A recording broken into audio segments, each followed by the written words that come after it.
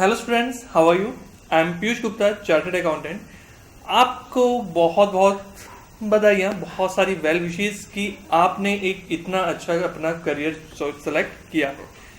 आज हम जो स्टार्ट करने वाले हैं ये है सीए फाउंडेशन के सिलेबस के बारे में। आज मैं आपको सीए फाउंडेशन का सिलेबस डिस्कस करने वाला हूँ कि हमारे एक्चुअल में सब्जेक्ट्स कितने हैं और किस सब्जेक्ट में कितने मार्क्स का क्या वेटेज रहती है, क्या हमें पढ़ना है।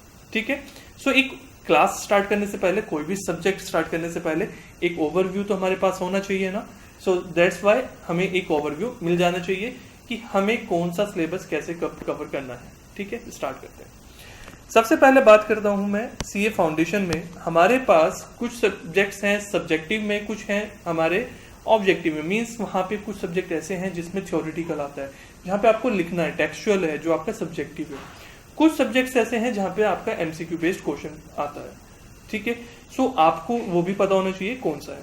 सबसे पहले मैं बात करता हूँ पेपर 1 की। तो पेपर 1 मेरा किस चीज का है? अकाउंट्स के बारे में, जो अपने आप में वेटेज कितनी है उसकी 100 मार्क्स की उसकी कंप्लीट वेटेज है। मतलब सिंगल सब्जेक्ट है जो इंडिविजुअली होता है और 100 मार्क्स की उसकी वेटेज है। ये सब्जेक्टिव पेपर होता है, मतलब यहाँ पे प्रॉपर क्वेश्चंस आपके पास सॉल्व करने के लिए आएंगे। हाँ, इसमें एमसीक्यू पार्ट होगा, वो एक अलग चीज है। 100% ये एमसीक्यू बेस्ड नहीं है। इसके बाद फिर हमारे पास दो सब्जेक्ट आते हैं। एक सब्जेक्ट आता है बिजनेस लॉ। कौन सा? बिजनेस लॉ, जो कितने का होता है? 60 मार्क्स का रहता है। सेकंड आता है बीसीआर, मीन्स ये इंग्लिश है, जिसको हम सिंपल लैंग्वेज में बात करें तो कौन सा सब्जेक्ट है? ये इंग्लिश सब्जेक्ट है। ये क्लियर है? सो ये कितने मार्क्स का रहता है? ये 40 मार्क्स का होता है। क्लियर? तो जो लॉ सब्जेक्ट है वो एग्जाम में कितने मार्क्स का आता है? 60 मार्क्स का। ये दोनों सब्जेक्ट, मतलब दोनों पेपर जो हमारे हैं, एक ही सिंगल पेपर होता है, सब्जेक्ट 2 है, पेपर से एग्जाम हमारा सिंगल है। तो दोनों को 60 + 40 मिला के सिंगल एग्जाम होता है हमारा सेकंड एग्जाम। वो कितने मार्क्स का? 100 वेटेज का। डन। इसके बाद हमारे पास ऑब्जेक्टिव मार्क आते हैं जिसमें नेगेटिव मार्किंग है। सबसे बड़ी चीज नेगेटिव मार्किंग है। आप कुछ गलत करके आएंगे तो आपको नेगेटिव मार्किंग हो जाएगी। हम समझेंगे, सीखेंगे कैसे नेगेटिव मार्किंग को भी सेव करना है।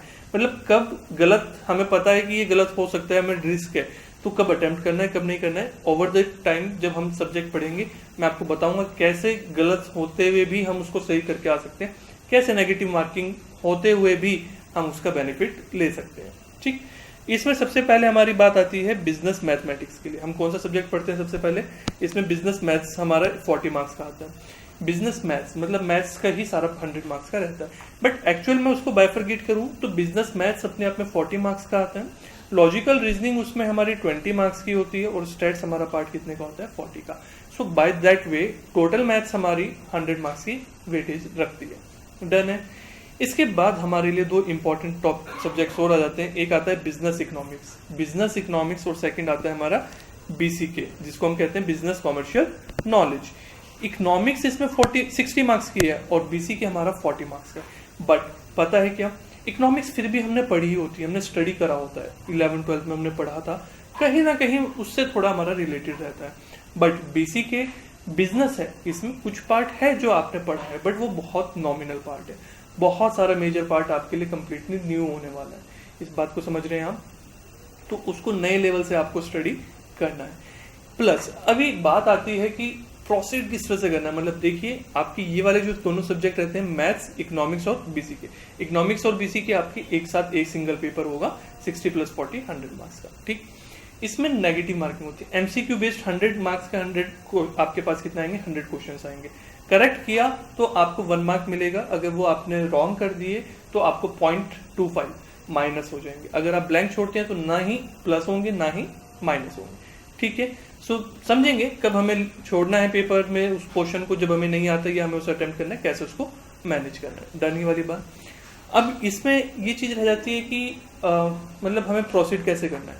प्रोसीड करने के लिए हमेशा अपने उन सब्जेक्ट्स को सेलेक्ट करिए जो आपके लिए नए हैं। अभी यहाँ पे नया बिल्कुल मैं अगर बात करता हूँ तो बिजनेस लॉ कंप्लीटली न्यू है, आपने कभी नहीं स्टडी किया है। इसके बाद मैथ्स आ जाती है। मैथ्स बहुत सारे स्टूडेंट, मेजोरिटी ऑफ स्टूडेंट्स की अगर मैं बात करता हूँ 11-12 में उनके पास मैथ्स नहीं होती है। सो उनके लिए भी कंप्लीटली मैथ्स एक न्यू लगता है और माइंड में टेंशन मैथ्स के लिए तो बहुत रहती ही रहती है। फिर बाकी जो हम बात करते हैं इकोनॉमिक्स, बीसी की भी हमारे लिए बहुत लेवल तक नया होता है, इसमें कंप्लीटली न्यू थिंग्स हैं। इकोनॉमिक्स स्टिल थोड़ा सा मैनेजेबल है, बट अकाउंट्स में काफ़ी पार्ट मैनेजेबल है, काफ़ी नहीं है, मतलब हमें देखना रहेगा उसमें 60-70% कहीं ना कहीं हमने पढ़ा होता है। जब हम टॉपिक्स देखते हैं तो हमें ऐसा लगता है हमने 11th-12th में स्टडी किया है, बट इस चीज़ को आप समझिए, जो 11th-12th में आपने पढ़ा था उससे अब कंप्लीटली चेंज होने वाला है। ये आपका जो फाउंडेशन है, टॉपिक सेम है, कंसेप्ट डेफिनेटली काफ़ी लेवल तक आपके सेम रहेंगे, बट क्वेश्चंस की अप्रोच, क्वेश्चंस पूछने का स्टाइल, उनका सॉल्यूशन करने का स्टाइल, वो सब कंप्लीटली डिफरेंट होने वाला है। तो हम उन चीज़ों को समझते हुए अपने पूरे सब्जेक्ट को आगे स्टार्ट करते हैं। ठीक है, टेक केयर, बाय बाय।